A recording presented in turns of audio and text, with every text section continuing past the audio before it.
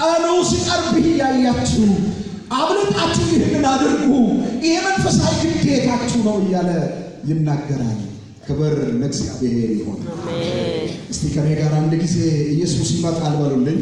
ኢየሱስ ይመጣል። ስንቶቻችን ነን ኢየሱስ እንደሚመጣ የሰማን አልላችሁም? ሁላችንም ሰምተናል። የምናምን እውነት የሚመስለን የጌታ ምጽአት እደጃችን እንደተቃረበ ልብ የሚያደርገን ሰዎች፣ ልብ የሚለን ሰዎች፣ ሁሌ የምናስብ ሰዎች ስንቶቻችን ነን? ኦኬ፣ እንደዚህ ከሆነ ይሄኛውን ክፍል ፈጠን ብዬ አንድ 3 ነጥቦችን ከዚህ ክፍል እናገራለሁ። ይሄ ምዕራፍ 10ን ስትመለከቱ ከቁጥር 1 እስከ 19 ያለው ክፍል የዕብራውያን ጸሐፊ በተለይ እነዚህ ዕብራውያን እነዚህ እስራኤላውያን የአዲስ ኪዳን ቅዱሳን ለጌታ ቤት ብዙ ዋጋ የከፈሉ ናቸው። ብዙ መስዋዕትነትን የከፈሉ ናቸው። ቤታቸውን የተዉ፣ ትዳራቸውን የተዉ፣ ንግዳቸውን፣ ስራቸውን ለክርስትና ብለው የተዉ ሰዎች ናቸው።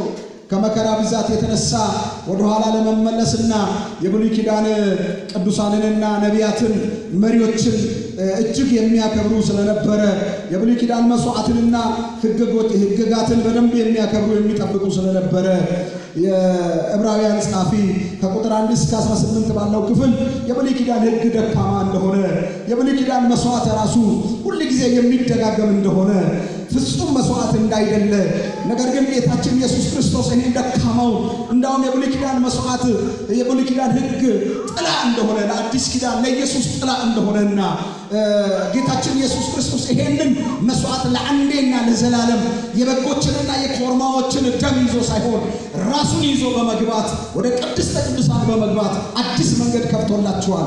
ከዚህ በኋላ የኢየሱስ ክርስቶስ መስዋዕት በቂ ነው፣ ሌላ መስዋዕት አያስፈልግም እያለ የሚገርማችሁ ለ1500 ዓመታት ይህንን መስዋዕት ሲያቀርቡ የነበሩት ከሙሴ እስከ ኢየሱስ ክርስቶስ ድረስ ባሉት ጊዜያት ይህንን መስዋዕት በድግግሞች ሲያቀርቡ ለነበሩ ሰዎች የምስራች ይዞ ይመጣል። ከዛሬ በኋላ የድግግሞች መስዋዕት አበቃ። ጌታችን ኢየሱስ ክርስቶስ አዲስ መንገድ ከፍቶላችኋል። በዚህ መንገድ ሂዱ።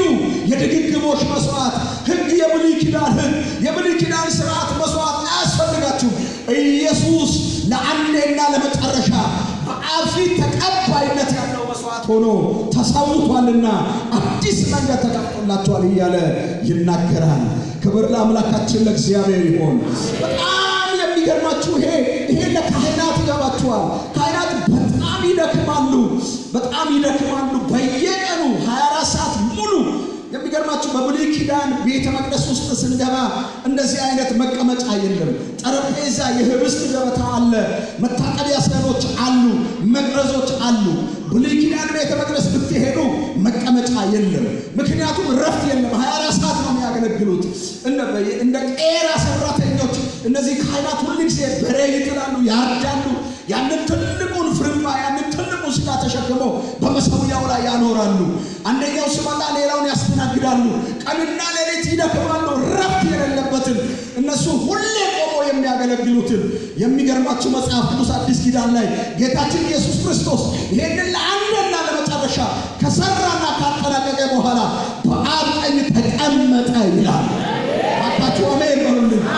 ረፍት የሌለው የካህናትን በሩጫ የተሞላው በድካም የተሞላው ከዚህ የተነሳ ነው ካህናት ጡረታ የሚወጡት።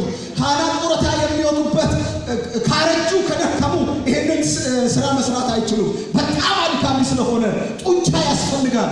ሁል ጊዜ ደፋ ቀና ማለትን ለማንጠፍጠፍን ስለሚያስፈልግ ድግግሞች ስለሆነ ቀንና ሌሊት የሚደረግ መስዋዕት ስለሆነ እረፍት አልነበረ። መቀመጥ አይችሉ፣ መቀመጫ የለም። እኔና እናንተ የምናመልከው ጌታችን ኢየሱስ ክርስቶስ የደህንነታችን ስራ ካህናት 24 ሰዓት የሚሰሩትን ለአንዴና ለመጨረሻ ሰርቶ አረፈ፣ አሳረፈን። ሃሌሉያ! አረፈን፣ አሳረፈን። ይሄ የዕብራውያን ጸሐፊ ምንድን ነው ያለ? ከዚህ በኋላ አዲስ መንገድ ተከፍቷል። በቀድሞ መንገድ አትሄዱም። እሱ መንገዱ ማን ይባላል? ኢየሱስ ይባላል። ይባላል። በዚህ አዲስ ጎዳና ተከፍቶላችኋል። በዚህ ትሄዳላችሁ። ድግግሞሹ ቀረ። እንደዚህ መስዋዕት በጎችንና ኮርማዎችን ማምጣት ቀረ። ሃሌሉያ! እንደዚህ በጣም በጣም የሚገርማችሁ እንደውም የዕብራውያን ጸሐፊ የብሉይ ኪዳንን መስዋዕትና ሕግጋትን በጣም ይኮንናል።